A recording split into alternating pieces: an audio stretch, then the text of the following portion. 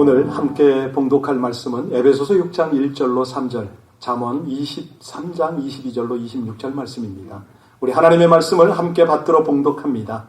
에베소서 6장 1절로 3절까지 말씀을 먼저 합독하시겠습니다. 자녀들아, 주 안에서 너희 부모에게 순종하라. 이것이 옳으니라. 내 아버지와 어머니를 공경하라. 이것은 약속이 있는 첫 계명이니 이로써 내가 잘되고 땅에서 장수하리라. 낳은 아비에게 청종하고 내 늙은 어미를 경히 여기지 말지니라. 진리를 사두에 팔지는 말며 지혜와 훈계와 명철도 그리할지니라.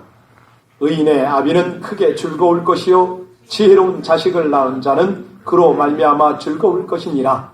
내 부모를 즐겁게 하며 너를 낳은 어미를 기쁘게 하라. 내 아들아, 내 마음을 내게 주며 내 눈으로 내 길을 즐거워할지어다. 아멘. 하나님의 말씀입니다. 네, 오늘 어버이 주일인 거 다들 아시죠? 그런데 질문을 먼저 해야 되겠습니다. 혹시 부모님과의 추억을 생각해 보셨습니까? 이 어버이날 하면 많은 상념이 교차하실 것 같은데 부모님과 마음 아픈 추억도 왜 없겠습니까? 많은 좋은 추억 한번 회고해 보셨나요? 네. 없으시다고요? 그러면 부모님의 말씀이 그때는 꽤 잔소리로 들렸는데 아직까지 가슴에 남겨진 그런 말 있나요? 가령 늦잠 자지 말아라. 근면해야지. 정직해야지. 성실해야 돼. 이런 그런 말씀 기억나는 거 없으세요? 설교 듣느라고 아무것도 안 떠오르세요? 그러면 다시 묻겠습니다. 여러분이 지금 이제 연로하신 분이 지금 앞에 계시잖아요. 예, 우리 권사님들 또 장로님들, 우리 집사님들한테 여쭤봅니다. 만약 내가 어린 시절로 돌아간다면 부모님에게 다 돌아가셨으니까 그때로 돌아간다면 부모님에게 어떤 말을 하고 싶으세요? 그것도 생각이 안 나세요? 할 수 없네요. 저를 따라 하시는 수밖에 없습니다. 따라서 하시기 바랍니다. 어머니 사랑합니다. 이 본당에서도 안 따라하네요. 몇 분에 안 계신데, 자, 어머니 사랑합니다. 아버님 존경합니다.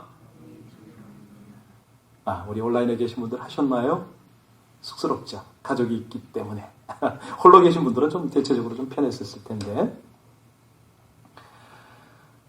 자, 그래서 이제 우리 예화로 오늘 설교를 이끌어 가겠습니다. 2차 세계대전 때 영국의 유명한 수상을 아십니까? 그때 아주 그냥 세계적인 인물로 부상한 사람. 윈스턴 처칠이죠. 영국 언론이 난리가 났습니다. 이 처칠에 대해서 기사화를 해야 되는데 저를 가리킨 위대한 스승이 누굴까? 유치원서부터 대학까지 샅샅이 뒤져서 이 처칠의 위대한 스승들을 다 게재를 한 거예요. 선생들의 평가도 듣고 또 이 처칠의 자세도 기사화한 거죠. 그런데 정작 그 기사를 읽고 이 처칠은 신문사에 메시지를 하나 보냈습니다. 간단하긴 한데 너무나 확실한 메시지를 보낸 거예요. 귀 신문사에서 나의 가장 위대한 스승을 찾아내지를 못했기 때문에 내가 추신을 씁니다. 그분은 바로 나의 어머니이십니다. 제 인생의 나침판이었죠. 라고 쪽지를 써서 보낸 거예요. 레이건 전 대통령도 어머니날 특집 프로에 출연을 해서 어머니의 사랑을 표현을 했습니다.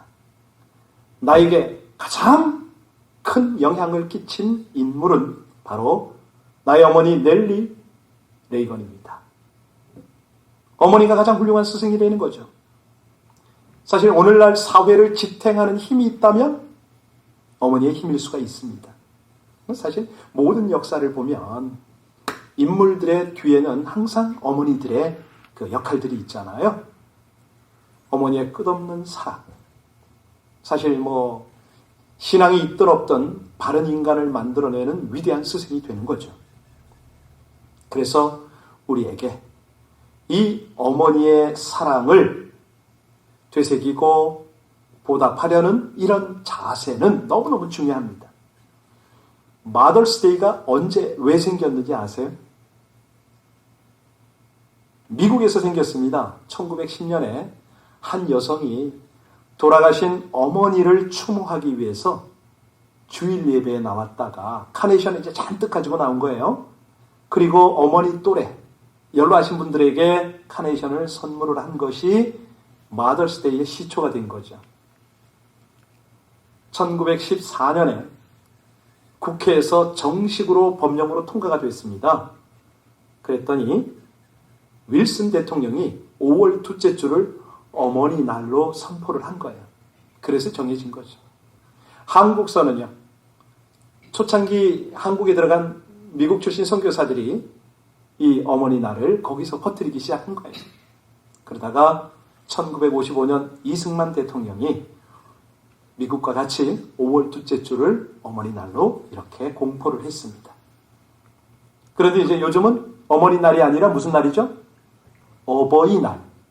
1974년부터 아버지가 너무 소외된다. 이래서 어버이날로 이렇게 정했습니다. 관공서, 학교 할 것 없이 다 하는데, 교회는 이 부분이 약간 소홀할 수가 있어서 오늘은 절기로 이 어버이 주일을 우리도 지키자. 자, 그런데 오늘날 사회 한번 돌아보실까요? 아까 기도도 하셨지만 오늘날은 지식이 급증을 합니다. 아시죠? 여러분, 하룻밤만 자고 나면 업데이트가 2배가 되는 거 아세요? 정보? 그런 때입니다. 사회는 또 얼마나 급변을 합니까?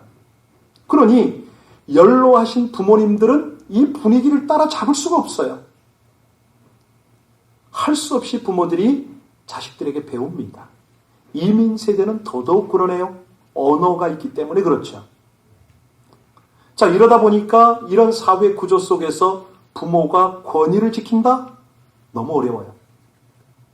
자녀 입장에서는 이 부모를 공경하는 훈련을 받고 그 마음을 배울 수가 없는 거예요, 지금. 좀 더 우리가 솔직해지면요. 연세 많으신, 시대 감각에 뒤떨어진 부모님에게 순종하기가 퍽 어렵습니다. 왜? 어떤 현실과 이치에 맞지 않는 말씀을 하실 때는 그대로 수용하기가 이게 왠지 좀 부담이 되는 거죠. 자, 그러다 보니까 자식들이 부모를 향해서 답답하죠. 도대체 말이 안 통해. 이런 푸념을 할 때가 있어요. 그런데 부모는 그때가 또 제일 상처를 받는 때네요. 한번 생각해 보세요. 자녀들은 연로한 부모들에게 이런 말 저런 말을 대체적으로 하는 편이잖아요. 그런데 부모 입장에서는 장성한 자녀에게 말을 다 할 수가 없어요. 혹시나 저 자녀들이 마음의 부담을 가지지는 않을까? 걱정을 하면 어떡하나? 이런저런 염려를 한 나머지 하고 싶은 말을 다 못하고 지내실 때가 더 많습니다. 우리 자녀들이 그런 부모의 마음을 읽어서 정말 우리 하나님이 명령하신 대로 부모를 공경하면 얼마나 좋겠습니까? 성경에서는 그렇게 말합니다. 비록 부모님이 도둑질을 시켜도 그렇게 할 사람은 없지만은 흉내를 내라. 순종하는 흉내를 내라는 거예요. 자, 다른 종교에서는요, 부모님이 돌아가시고 나면 제사를 지내면서 못다한 효도를 하려고 합니다. 그런데 우리 기독교의 특징이 뭐죠? 살아계신 부모님께 효도하라고 가르칩니다. 살아계실 때에 우리의 몫이 부모님을 공경하는 거잖아요. 돌아가시면요. 우리의 최고의 효도는 부모님들이 하늘나라에 입성하는 거 아닙니까? 왜? 하늘나라 가면 누가 우리 부모님을 돌보시죠? 그러니까요. 하나님이 책임지시는 거 아니에요. 자, 그럼에도 불구하고 우리가 저는 그렇습니다. 해마다 이 어버이 주일이 되면 굉장히 부끄러움을 느낍니다. 그냥 할 일 다 못하고 자식 노릇 못한다는 이 죄책감이 들기 때문에 그렇습니다. 부모와 자녀의 관계. 참 귀한 관계인데, 피를 나눈 관계인데 사실 쉽지 않은, 가볍지 않은 책임이 따르는 그런 관계잖아요. 이 세상에 부모치고 자식에게 내가 다 했다 할 부모가 누가 있습니까? 자식치고 부모에게 내가 효도했다라고 자신 있게 할 사람 누가 있습니까? 이런 것들을 심리학자들이 분석을 하거든요. 심리학자들은 뭐라고 하냐면, 자기 부모로부터 가장 많은 상처를 받고, 자식들이요. 또 부모는요, 자식들로부터 또 가장 큰 상처를 받는다. 그러니까 귀한 관계인데 무거운 책임이 따른다는 이 말 아닙니까? 자, 그래서 오늘 우리 하나님은 말씀으로 이 모든 생활들을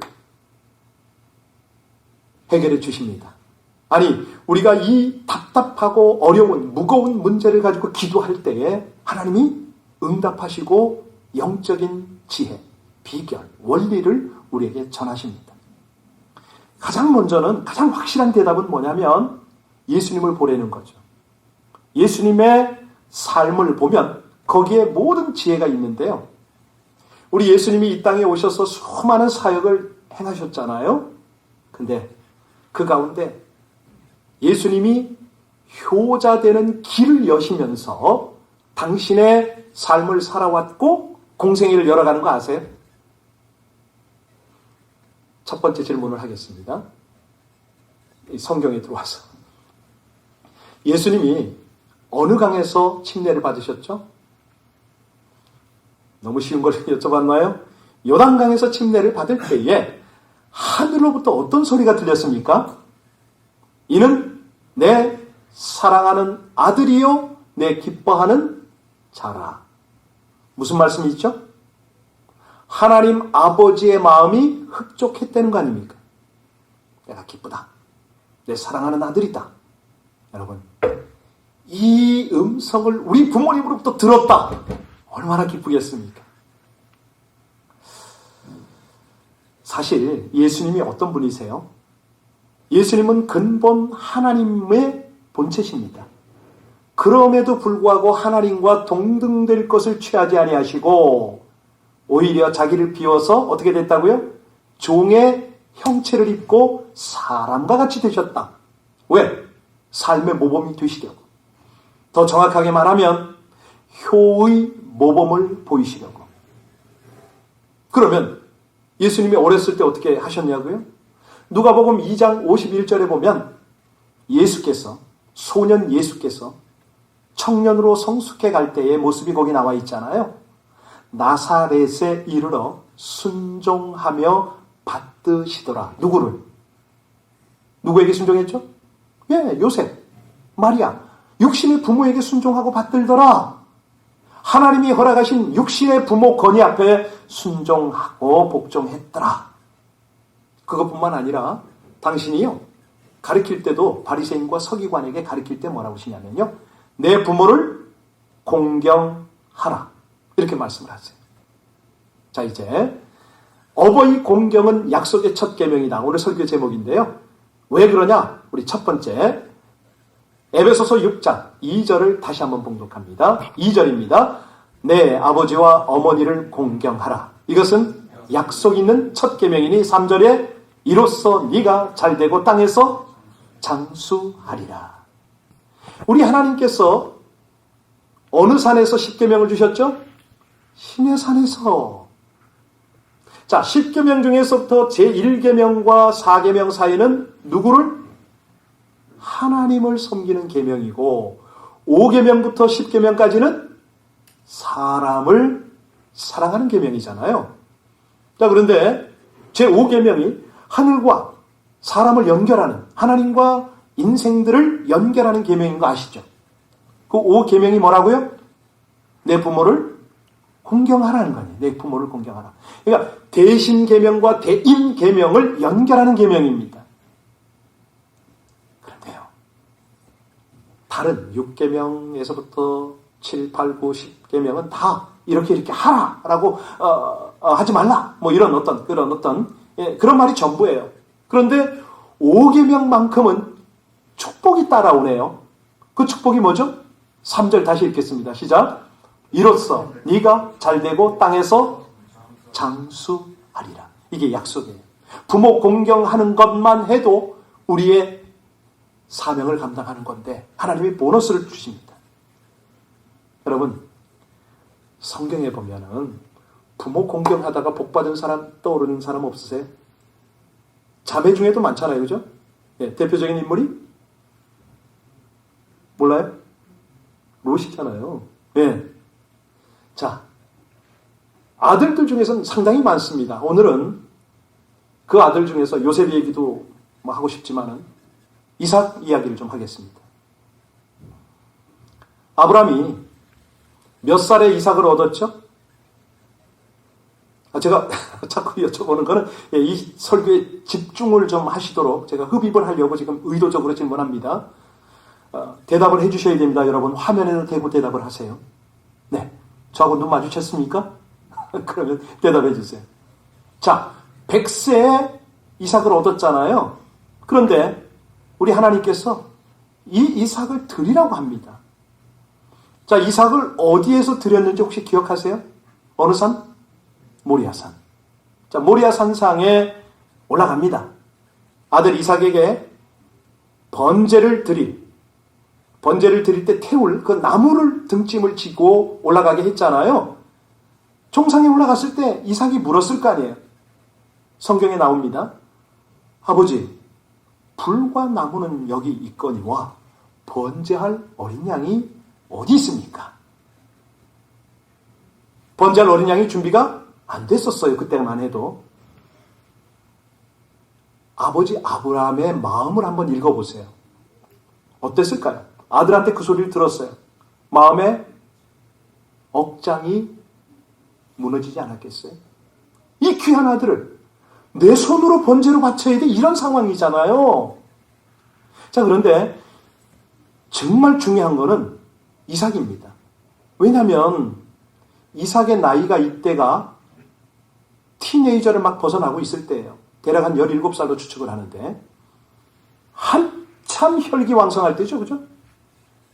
아브라함의 나이가 몇이라고요? 117세 정도 된 거 아니에요? 지금 상황이.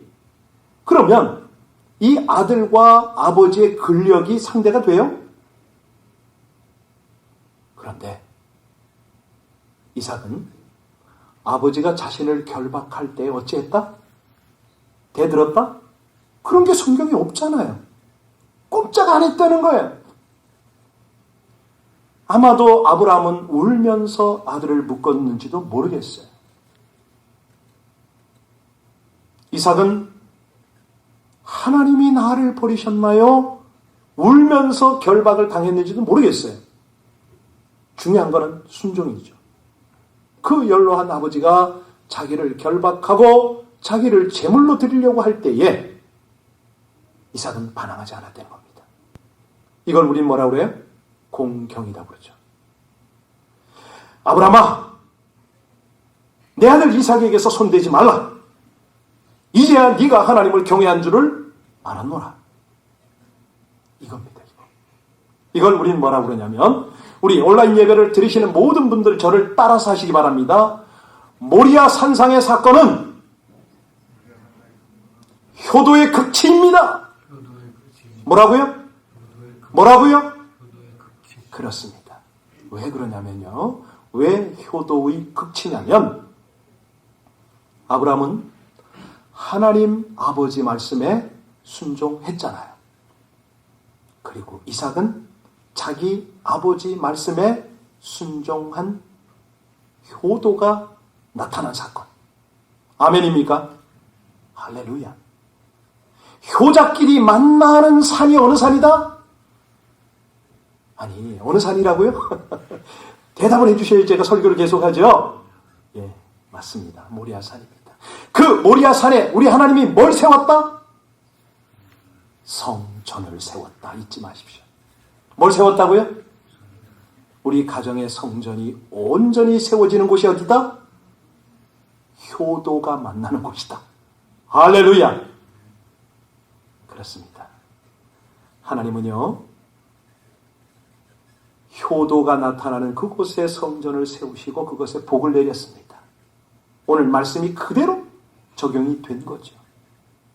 여러분, 우리가 효도의 마음을 가지면 우리의 몸을, 우리의 가정을, 우리의 삶을 통해서 우리 하나님의 성전이 지어져감을 믿으시기 바랍니다. 하나님의 엄청난 복이 흘러가게 될 줄로 믿으시기 바랍니다. 그래서요, 우리는 자녀 앞에서 부모님을 공경해야 되는데 그 말씀이 1절 3절이잖아요. 우리 1절 3절 다시 한번 보실까요? 에베소서 6장 1절입니다. 자녀들아, 주 안에서 너희 부모에게 순종하라. 이것이 옳으니라. 이게 여기 보니까 4절에도 비슷한 말씀이 있는데요. 4절에 뭐라고 그러냐면 또 아비들아, 너희 자녀들을 노엽게 하지 말고 오직 주의 교훈과 훈계로 양육하라. 여기 보니까 자녀들아, 자녀에게 주는 메시지고 아비들아, 부모에게 주는 메시지로 연결을 합니다. 왜냐하면 이게 무슨 뜻이냐면 네가 지금은 자녀지만 앞으로 부모가 된다 이 말씀 아닙니까? 예. 그래서요, 세월이 흐르면 나도 모르게 부모가 되고 나도 자녀를 기르게 되고 네가 지금 부모를 대하는 일거수일투족 네 자녀가 다 보게 될 것이고, 예. 네가 지금 부모에게 하는 태도를 네 자식이 그대로 따라 살 것이고 네 자녀도 그렇게 살 것이다 이 말입니다. 자, 이 말씀을 우리는 이제 교훈 받았으니까 오늘 잠언 말씀을 볼 것입니다. 잠언 23장 22절로 26절 말씀이었죠. 우리 같이 봉독합니다. 너를 낳은 아비에게 청종하고 내 늙은 어미를 경히 여기지 말지니라. 진리를 사되 팔지는 말며 지혜와 훈계와 명철도 그리할지니라. 의인의 아비는 크게 즐거울 것이요 지혜로운 자식을 낳은 자는 그로 말미암아 즐거울 것이니라. 내 부모를 즐겁게 하며 너를 낳는 어미를 기쁘게 하라. 내 아들아, 내 마음을 내게 주며 내 눈으로 내 길을 즐거워할지니라. 아멘입니까? 예. 우리가 공경하면, 부모님 공경하면 자식이 우리를 공경하게 되는데 즐거움을 누리게 된다 이 말씀입니다. 자, 그래서요, 우리가 이 세상의 모델을 찾아보지만은, 성경적 인물을 찾아보지만은 가장 확실한 모범이 누굽니까? 예수 그리스도입니다. 다시 한번 살펴보겠습니다. 우리 예수님이 그의 부모님을 어떻게 공경했는가? 우리 예수님이 효를 완성했다라고 볼 수가 있어요. 어디서 완성했을까요? 십자가에서. 오늘 그 내용을 좀 확실하게 우리가 깨달을 필요가 있는데요. 먼저 우리 예수님이 육신적 아버지가 누구라고요? 요셉이에요. 그런데 이 요셉은 아마도 일찍 돌아가신 것 같아요. 그래서 이 가난한 어머니 마리아의 집에서 계속해서 목수일을 하면서 가족을 부양해 왔잖아요. 그러다가 공생의 시작 3년 전 가족을 떠나서 올인하셨죠. 자, 왜? 이제는 가족뿐만 아니라 온 인류를 그 죄를 담당해 주셔야 되고 그들과 하나님과의 화해를 만들어야 되기 때문에 십자가에서 험한 고통을 당하고 죽으시는 그 길을 가는 거죠. 그런데 오늘 우리 가정에 계신, 온라인에 계신 분들은 여러분의 교회 본당에 있는 십자가를 한번 생각해 보십시오. 지금 뒤에 보이죠? 십자가를 한번 보세요. 우리 예수님이 십자가에 달리셨을 때 피를 쏟으셨어요. 물을 다 쏟으셨어요. 그런데 그의 눈에는, 이마에는 피가 흘렀지요. 눈에는요, 눈물이 분명히 나셨을 것 같아요. 왜냐하면 십자가 밑에 어머니가 계셨거든요. 어머니와 아들이 눈이 마주치면 그 느낌이 어땠을까요? 어머니를 홀로 두고 가는 이 효자 아들의 마음, 그리고 저 십자가에서 고통당하고 죽어가는 아들을 바라보는 어머니의 마음, 그 두 눈길은 분명히 눈물로 얼룩졌을 거 아닙니까?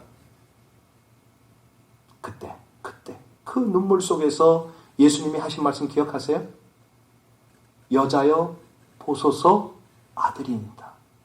아니, 뻔히 보고 있는 어머니한테 그 얘기를 왜 합니까? 왜 여자라고 불렀어요? 우리가 알거니와 아람어로 여자여는 극존칭이잖아요. 예.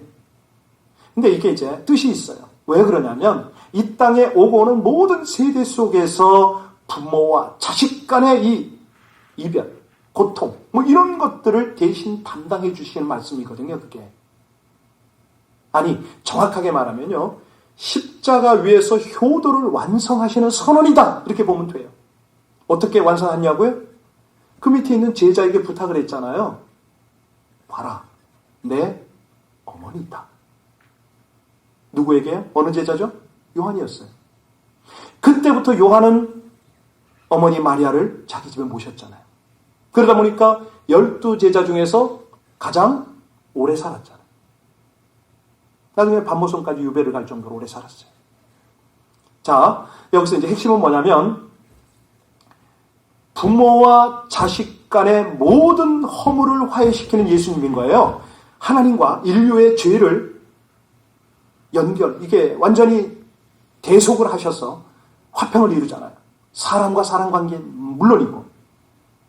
이 십자가 사건이 화해 사건 아닙니까? 인간과 하나님의 화해, 사람과 사람의 화해. 이 땅에 부모와 자식 간의 화해인 거예요. 아니, 도저히 무거운 짐.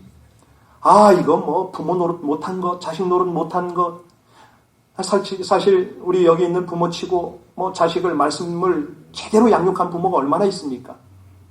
그런 짐들이 있어요. 그런데 이 십자가 사건은 뭐냐면 그 모든 것들을 깨끗이 씻어내고 녹여내리는 그 사건이다 이거예요. 그 사건. 우리 주님께서 그렇게 담당을 해주셨어요.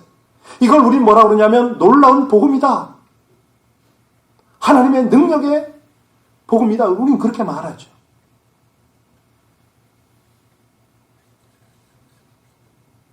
뭐 저도 그렇습니다만은 자식들을 남들처럼 마음껏 교육시키지 못하고 자립히지 못하고 먹이지 못한 그런 분들이 대부분 아닙니까? 또 자식 입장으로는 정말 부족하고 뭐 바쁘다는 핑계 미련해서 효도를 다 못하고 그냥 그렇게 우리 나름대로 무거운 인생의 짐을 지고 있단 말이죠. 어버이날 되면 그런 게 자꾸 떠올라요. 그런데 우리 주님은 뭐라고 말씀하시냐면 그 고통의 짐을 예수 그리스도가 십자가에서 다 짊어지셨다. 이거를 네가 믿느냐 이렇게 말씀을 하시는 거예요. 믿으십니까? 예. 그러면 맡기면 됩니다. 주님께 맡기는 거죠. 예. 대신 예, 우리가 이 주님을 믿는 신뢰하는 믿음 가운데서 회개할 건 회개하고 그리고 이제 주님이 주신 말씀을 따르는 거 아닙니까? 오늘 설교 준비하다가 그래도 젊은 사람들이 있는데 싶어서 예, 청년들하고 한번 대화하고 싶었습니다. 우리 청년들이요, 이 어버이날 부모님에게 안부 문안 전화를 좀 하시겠지만 한번 그때 물어보시기 바랍니다. 엄마, 아빠, 부모님, 당신들에게 나는 어떤 존재냐고 한번 물어보세요. 엄마에게 있어서 나는 어떤 존재야? 라고 물으면 그 엄마는, 그 아빠는 뭐라고 대답할 것 같아요? 나의 분신? 세상에서 가장 귀한 존재? 아니, 세상 전부? 대부분 이런 대답이 나오지 않을까요? 제일 처음에는 어이가 없어서 대답 못할 거예요. 얘가 왜 이러나? 왜 갑자기 이런 걸 묻나? 그러다가 부모님은 그렇게 대답할 수밖에 없을 거예요. 왜냐하면 또 한번 물어보세요. 엄마, 아빠, 나를 낳고 엄마, 아빠의 인생은 어땠어요? 물어보세요. 저의 경우는 제 인생이 바뀌더라고요. 이 가정 공동체가 생겼네. 자녀가 있네. 여기에 포커스해야 되네. 살아야 되더라고요. 저 혼자라면 선교지에서 저는 안 돌아섭니다. 자식들 생각을 하니까 한국을 가서 같이 선교지로 가자고 사정하고 데리고 들어갔고, 또 자식들 생각하니까 미국에 공부할 기회가 생겼을 때 얘들이 여기 와서 공부할 수 있겠구나 하고 왔고, 이게 굉장히 그 부모 입장으로는요, 이 자식들 때문에 인생들이 터닝이 되는 그런 계기가 있어요. 포커스가 되더라고요. 이것도 잘 이해가 안 가면 한 번 더 물어보세요. 엄마, 아빠, 다시 태어나도 내 부모가 되어줄 거냐고 한번 물어보세요. 그럼 뭐라고 대답할 것 같아요? 대부분 저는 저한테 물어봤거든요. 우리 쌍둥이들이 저한테 아빠는 나의 아빠가 다시 되어줄 거냐고 물었을 때 난 뭐라고 대답할 것 같냐면 그래. 그동안 내가 잘못했던 거 좀 또 보완해서 잘할 것 같다, 야. 내 아들로 태어나서 고마워. 난 아마 그 얘기를 할 것 같아요. 여러분의 부모도 대부분 그렇게 하지 않겠어요? 자, 그러면 이게 지금 무슨 얘기냐면 부모의 속마음을, 하나님의 마음을 좀 한번 알아보려는 거예요. 그러면 우린 비로소 억지로 공경하는 것이 아니라 우리도 깊은 곳에서 올려나오는 그런 어떤 공경이 되지 않겠느냐. 우리 모든 자녀들, 부모님이 미리 하늘나라 가시고 돌아가셔도 상관없습니다. 속으로 따라하십시오. 키워줘서 감사해요. 나를 태어나게 해주셔서 감사해요. 여러분 중에 기도하는 부모님이 계신 분들은 기도해 주셔서 감사해요. 한번 진심으로 그 말씀 하고 싶지 않으세요? 효사랑을 가리킨 분들이 좀 많죠. 한국의 그 오원군 교수님이라고 계신데 이분이 효실천 3단계를 주장을 하세요. 1단계는 뭐냐면 부모님의 마음을 편안하게 해드린다. 그게 1단계입니다. 자, 우리 청년들 따라서 하세요. 1단계 뭐라고요? 부모님의 마음을 2단계가 뭐냐면 편안한 단계를 딱 뛰어넘는 게 부모님을 즐겁게 해드린다. 어떻게 한다? 3단계가 중요해요. 부모님의 마음을 감동시킨다. 뭐라고요? 감동시킨다. 그것을 생각하고 행하라 이 말입니다. 여러분, 오늘 하나님께서 어버이를 공경하라 그랬더니 어버이를 불쌍히 여기고 긍휼을 베풀거나 동정을 해 이런 거 아니에요. 착각하면 안 됩니다. 하나님께서 우리에게 부모를 공경하라 이 말씀은 뭐냐면 부모의 위치를 알아라, 우러러라, 존경하라, 사랑하라 이런 메시지입니다. 이런 메시지.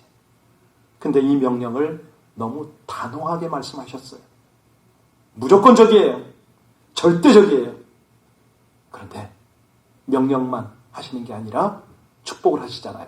그 축복이 뭐였죠? 약속 있는 첫 계명이 뭐냐고요?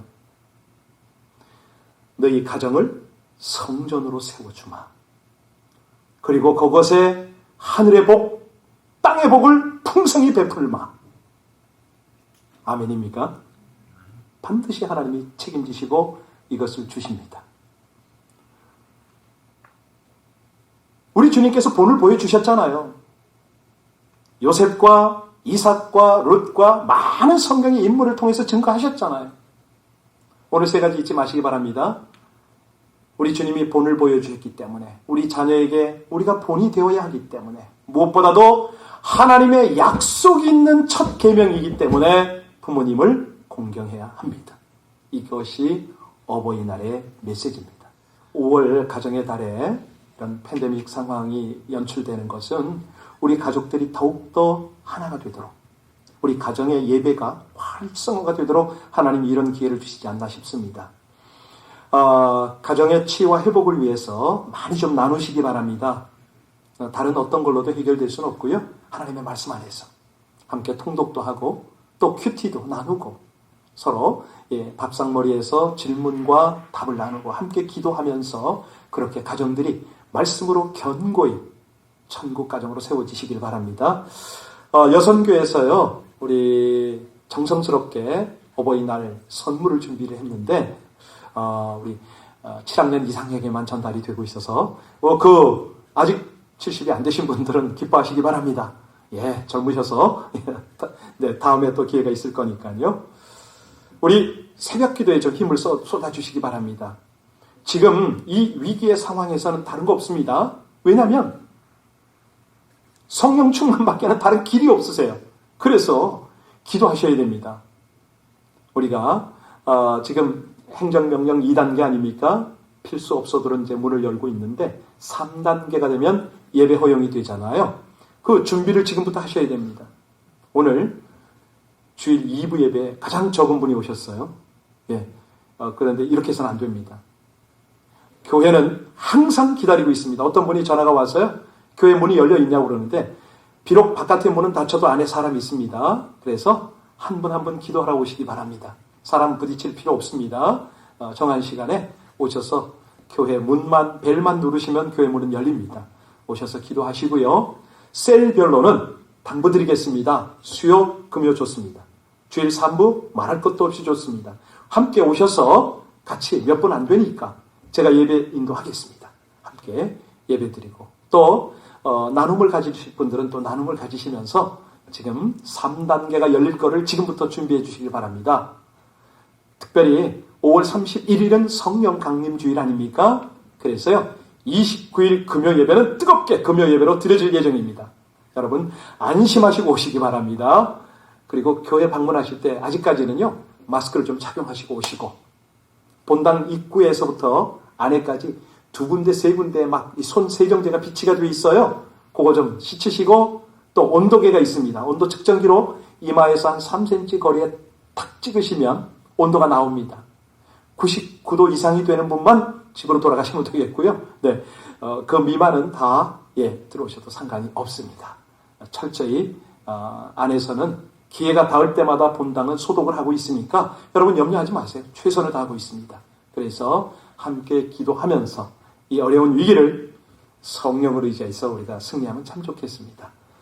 다른 특별한 내용들은 셀 리더들과 함께 이렇게 교제하시고 교회 소식을 받으시면 참 좋겠습니다. 오늘 예배를 위해서 섬겨주신 여러분들 감사하고요. 특별히 온라인에 계신 여러분들 정말 뵙고 싶습니다. 얼굴 보여주셔야 됩니다. 빠른 시간에 뵙겠습니다. 감사합니다.